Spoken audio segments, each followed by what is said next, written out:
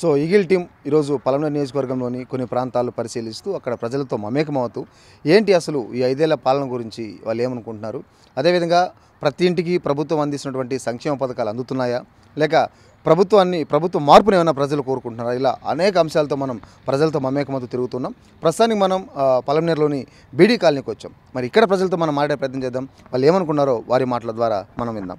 Madam చెప్పండి, 5 ఏళ్ల YCP పాలన ఎలా అనిపించింది మీకు? అంతా బాగానే ఉంది సార్. వచ్చినప్పటి నుంచి బాగానే ఉంది. బీదోళ్ళకి సహాయం అందుతూ ఉంది. పర్వాలేదు, అంతా సౌకర్యాలు చేస్తూ ఉన్నారు. కుళాయిలు, నీళ్ళు, రోడ్లు, కాలువలు చెప్పిందంతా చేస్తూనే ఉన్నారు. కానీ అందుబాటులో అన్నీ బాగానే ఉంది. ఈ గవర్నమెంట్ మళ్ళీ వస్తే మా గవర్నమెంట్కి మళ్ళీ మంచిదే అని చెప్పుకుంటా ఉన్నాం మేము. మరి ప్రభుత్వం అందిస్తున్నది కొన్ని సంక్షేమ పథకాలు, అమ్మఒడి కావచ్చు, ఆసరా పథకం, జగనన్న చేదోడు, ఇవన్నీ మీకు అందుతున్నాయా? అంతా వస్తుంది. ఏమో ఇది కారు వాళ్ళ పేరు ఇట్లా ఉంటే రాదు అని చెప్పి అది ఒక ఇబ్బంది ఉంది. అది కొంచెం ఇబ్బంది ఉంది. అది వచ్చి ఏమైనా ప్రాబ్లం అయిపోతే కూడా వచ్చేస్తుంది, చెప్పేయలేదు. బండి 10,000 ఇస్తే కూడా ఒక బండి ఇస్తారు, అప్పు తీసేస్తాము. మళ్ళీ అది మా పేరెట్లు చేసుకుని వస్తాం. మళ్ళీ మాకు సోమతి ఉండదు జరిపించేకి, మళ్ళీ మేము వారాలకు అమ్మేస్తాము. ఆ ప్రాబ్లం వచ్చి మా మీదే వచ్చేస్తుంది. ఇది ఒకటి ప్రాబ్లం ఉంది. ఇది ఒకటి సాల్వ్ చేసేస్తే బాగుంది. కరెంట్ బిల్ ఎక్కువ వస్తే మీకు రేషన్ కార్డు ఇట్లాంటి కట్ అవుతుంది. అది కూడా కొంచెం చెప్పుకుంటా వస్తూ ఉన్నారు. అదే ఒక ప్రాబ్లం ఉంది. ఏమన్నా ఎక్కువగా అయిపోతుంది. అది ఒకసారి మా ఇంట్లోనే మార్చి మీటర్ వేసినాము. ఆ మార్చి మీటర్ వేసినప్పుడు ఇది తిప్పిందంట. 4,000 వచ్చేసింది కరెంట్ బిల్లు.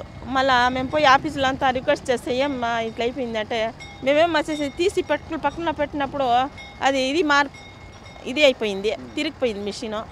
ఇంకెళ్ళే సమస్య, అది మీరు కట్టాల్సిందే, కట్టకుండా ఇదే కాకూడదు, కట్టాల్సిందే అని. అట్లా బీదోళ్ళకి చేస్తే కొంచెం ఇబ్బంది కదా సార్.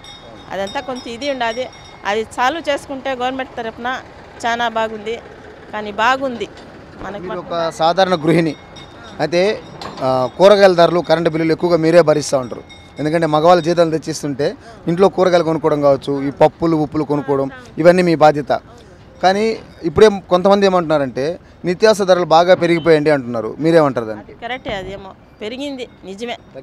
తగ్గిస్తే బాగుంటుంది, అదేమో మంచిది సార్. బీదోళ్ళ కోసం కొంచెం ఇదే ఇబ్బంది.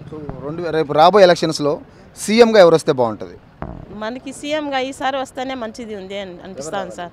జగనే రావాల, మంచిది వస్తే మంచిదే, బాగానే ఉంది. అన్ని పవిత్రం. ఇక్కడ రోడ్డు లేదు, పడలేదు సార్. ఈ సంవత్సరం వచ్చి ఇక్కడ రోడ్డు పడింది. మళ్ళీ ఈదులకి రోడ్డు పడింది, ఇంటింటికి కుళాయి పడింది.